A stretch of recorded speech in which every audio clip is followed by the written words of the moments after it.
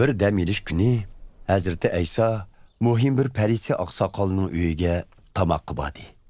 Ba'zilar uni tutish qo'yida, uning so'z harakatlarini ko'zlayotdi. U yerda suluq ishq kesili giribtor bo'lgan bir odam bor edi. Hazreti Ayso u yerdagi Tavrat ustozlari va parislardan Tavratda dam ilish kuni kesal saqaytishga ruxsat qilinganmi yo'q deb so'radi. Biroq ular gap qilmadi. Hazreti Ayso bo'lsa, yilqi kesalga qo'lini tekkizib, saqaytib, yo'lga soldi. Ondan ko'pchilikka balanglar yoki kalanglar quduqqa tushib ketsa, dam ilish kuni demay, uni darhol tortib chiqarib olmamsizlar, dedi.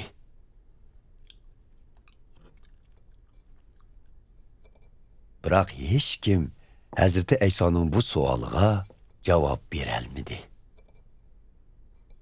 Ba'zi mehmonlarning to'r talishayotganligiga diqqat qilgan Hazreti Ayso ko'pchilikka tamsili bilan undaq dedi. Taklif bilan to'y ziyofatiga qatnashgan vaqtingizda to'rga chiqib olmang. Sizdinmi hurmatli bir mehmon chaqirgan bo'lishi mumkin. U chaqda sahibxona sizga bu yoqqa o'rin bergaysiz deb qolsa, intoyin xijolatchilikda pagoqqa tushishga majbur bo'lasiz. Lekin siz taklifga binoan kelib, pagoqda o'tirgan vaqtingizda sahibxona sizga "Do'stim, yuqoriga chiqing" desa, mehmonlarning oldida obro'yingiz bo'ladi. Chunki Xudo o'zini ustun tutganni to'van qiladi. O'zini to'van tutganni ustun qiladi. Hazreti Ayso o'zini mehmonga chaqirgan sahibxonaga mundaq dedi. Mehmon chaqirganingizda do'st birodar, qarindosh, urug' tuqqan yoki boy qo'lim qo'shniningizni chaqirmang. Undaqda ularning sizni chaqirib, odamgarchiligingizni qaytarib yetishiga to'g'ri keladi. Shuning uchun ziyofat demoqchi bo'lsangiz, g'erib g'urva, meyib naka, oqsoq cho'loq, ko'r amalarni chaqiring. Buning bilan baxtli bo'lasiz. Chunki u kishilarning yaxshiligingizni qaytarish iqtidori yo'q. Lekin Xudo haqqoniy kishilarni qayta tirildiganda bu yaxshiligingizni o'zi qaytaradi. Hazreti Ayso bilan bir dostonda o'tirganlarning biri bu so'zlarni anglab uningga Xudoning podshohligidagi ziyofatda o'tirdiganlar nima degan baxtli-a dedi. Biroq Hazreti Ayso mundaq bir tamsilni so'zlab berdi. Bir kishi katta ziyofat hozirlab, nurg'un mehmon chaqiribdi. Dasturxon selingan kuni chokirni avatib, chaqirilgan mehmonlarga "Marhamat, hamma narsa tayyor bo'ldi" deb aytibdi.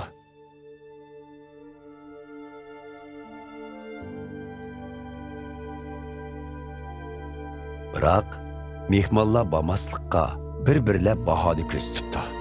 Birinchisi, men yeli bir parcha yer setib olgan edim. Berib ko'rib kelmasam, bo'lmaydi, kechiring, bora olmayman debdi. Yana biri, men 10 o'ks setib oldim. Hozir berib, ko'zdan kechirib kelishim kerak. Kechirgaysiz, ziyofatga daxil bo'lamaydigan bo'ldim debdi. Yani bireyden, men yeni uylengen, şuna baralmayman, debdi.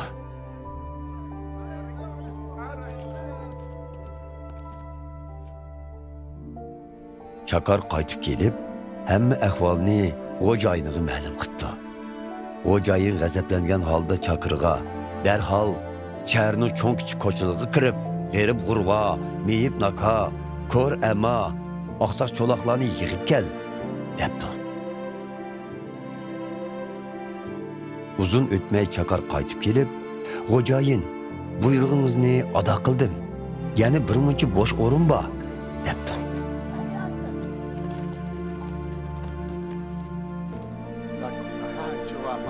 Yezdiki cho'ng kichik orqa ko'chlarni aralab, tapqan odamingni zo'rlab akilib, uyimni to'ldir. Chunki boshda chaqirilgan odamlarning hech qaysisini dasturxonimda o'tog'izmayman, debdi xo'jayin uningga.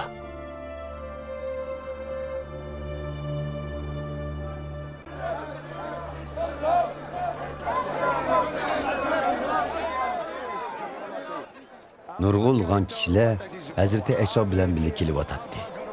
Hazreti Ayso ularga qarab mundaq dedi: "Menga agashganlar meni ota-onasi, bola-chaqasi, aka-ukalari, ochi-singillari, hatto o'z jildimni aziz ko'misa, mening shogirdim bo'lishga loyiq emas. O'zining krestini yudib, menga agashmaganlarmi shogirdim bo'lishga loyiq emas. Agar oranglardagi biri munar samoqchi bo'lsa, oldi bilan bu qurilishni bitkizish uchun yetgudak pul bormi yo'q deb, qancha pul ketadiganligini inchga hisoblamay qolamdi. Unda qilmaganda munarning asosini qurib qo'yib uni bitkizolmasa, buni ko'rganlar bu odam qurilishni boshlab qo'yib, oyig'ini chiqara olmadi deb zangli qilmay qolmaydi. Shuningga o'xshash, agar bir podshoning 10 ming kishilik qo'shini bo'lib, 20 ming kishilik qo'shinni boshlab kelayotgan ikkinchi bir podsho bilan urush qilib bormoqchi bo'lsa, u jazman oldi bilan o'z kuchini sinab, raqibiga taqobil tura oladigan yoki tura olmaydiganligini mo'ljallab ko'rdi emasmi? Agar taqobil tura olmayman degan qarorga kelsa, dushman qo'shini texi yiroqdagi vaqtida elchi avatib, ular bilan tinchlik shartnomasi tuzishni o'tinidi. Shuningga o'xshash, qaysinglar bo'lsin, bo yo'qinglardan voz kechmasanglar, mening shogirdim bo'lolmaysizlar. Tuz yaxshi narsa. Biroq tuz o'z kuchidan qolsa, uni qanday asliga keltirguli bo'ladi? Uni to'piga yoki o'g'itga selishqimi yaramay, tashlab etishga to'g'ri keladi. Bu so'zlarni qulg'inglarda chin tutinglar.